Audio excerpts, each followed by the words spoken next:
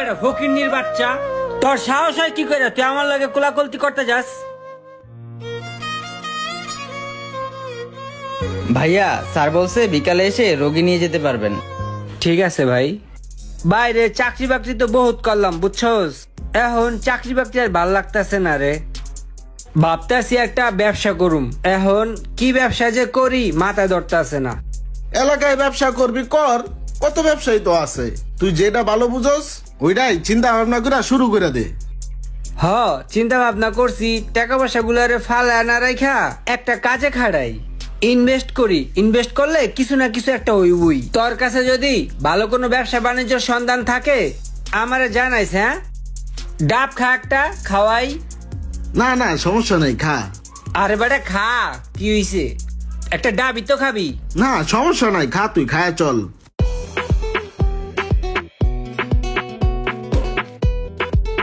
দেখছস কত আচ্ছই। হ্যাঁ, আরে এই বন্ধু, তুই এই জায়গায় কতদিন হয়েছে তোরে দেখি না, কই গেছিলি গে তুই? খারা নাইমা লই। আরে বন্ধু রে, কত স্মৃতি মনে পড়ে। তুই বেটা গেছিস গা, কই গেছিস গা, হারাইয়া তোরে পাই না। শুন, বাসা যাবি না? আমি তো বাসা যাইতেছি খাইতে, চল একসাথে যাই খাই গে। আরে ভাই, কি অবস্থা, ভালো আছেন? আমি ইমরান ভাই। এই বেটা ফকিন্নির বাচ্চা, ওর সাহস কত বড় হয় আমার সাথে আসে কোলাকুলি করতে? রিক্সা লই আর কত বড় সাহস। এই মিয়া, আপনি এইসব রিক্সাওয়ালা ফকিন্নির লগে চলেন মিয়া? আপনারা দেখে তো মনে হয় না যে সব রিক্সাওয়ালা অস্তি বস্তি আপনার বন্ধু বান্ধব। যা বেটা হ্যান্তে ফকিন্নির বাচ্চা, আবার চায়া রইছে, মন চায় চোখ তো উড়ে আলাই। এইসব রিক্সাওয়ালা মিক্সাওয়ালার সাথে যায় আপনার? ধরো মিয়া, মাথাটাই গরম করে দিচ্ছেন।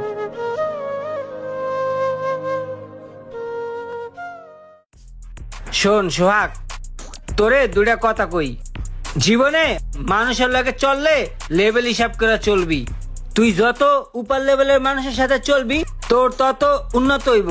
আর সবসময় একটা অ্যাটিটিউড নিয়ে চলবি, বুঝছ না? তুই ওদিন কি রিক্সাওয়ালা মিক্সাওয়ালা কোলাকুলি করছিস বেটা, আমার এত ঘৃণা লাগছে তোরে বুঝাইতে পারবো না বেটা। ওদিন অনেক রাগ উঠছিল বেটা। এগুলোর লগে চলস কা, এগুলোর লগে আর কখনো চলবি না বেটা। দেখ বন্ধু, তুই যেমন আমার বন্ধু, অয় আমার বন্ধু। ওই ছোটবেলায় একসাথে আমার লগে স্কুলে পড়ছে, একই গ্রামে আমাদের বাড়ি। ওরা কি আমি বন্ধু বলে অস্বীকার করতে পারি ক? হইতে পারে সে একটু আর্থিক ভাবে দুর্বল। ছোটবেলা তো বেটা আমারও কত বন্ধু বান্ধব আসিল, এগুলোর লগে তখন আমি চলি না। কারণ এখন আমি একটা লেভেল হিসাব করে চলি, লেভেল মেনটেন করি মামা। যেগুলোর লগে আমার চলার দরকার, যেগুলো আমার লেভেলের থেকে উপরে বা আমার লেভেলে আছে, এগুলোর লগে চলি। আর শোন, নেক্সট উইকে আমাদের একটা গেট টুগেদার পার্টি আছে, ওইখানে আমাদের সব রিচ বন্ধু বান্ধব গুলো আসবে, গাড়ি ঠাড়ি সব নিয়ে আসবে। তুইও কিন্তু ওইখানে আমার সাথে যাবি। ভাই মায় পাঠাইছে খালায় বাসা যাওয়ার লেগা। এই ডেলি ডেলি রিক্সা দিয়া যাতায়াত করতে আমার আর ভাল লাগে না ভাই, বুঝছো? তোমারে কত কইরা কইতাছি একটা হুন্ডা কিনা দাও, দাও না। আচ্ছা ঠিক আছে, যা, তোর কষ্ট হয় বুঝছি, তোর একটা বাইক কিনা দিব নে, ঠিক আছে? তোর ড্রাইভিং লাইসেন্স আছে না? হ্যাঁ ঠিক আছে, সামনের সপ্তাহে কিনা দিব নে, ঠিক আছে? ঠিক আছে, যাইতেলে। শোন এদিকে আয়, টাকাটা নে, ভাড়া দেয়া যাইস।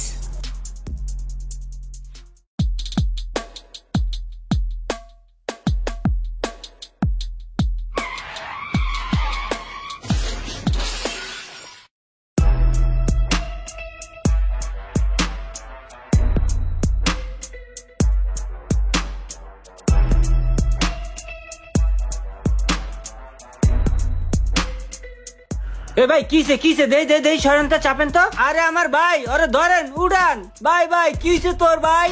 কিরে অ্যাক্সিডেন্ট কেন করলি? এই সোহাগ, তুই কই? একটু উগান্ডার মোড়ে আয় তো বন্ধু। আরে বন্ধু তুই কই বন্ধু?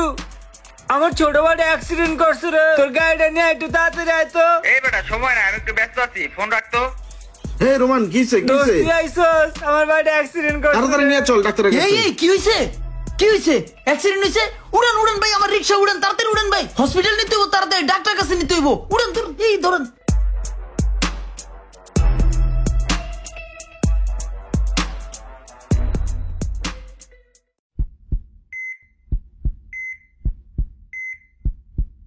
ভাইয়া স্যার বলছে বিকালে এসে রোগী নিয়ে যেতে পারবেন। ঠিক আছে ভাইয়া, ঠিক আছে।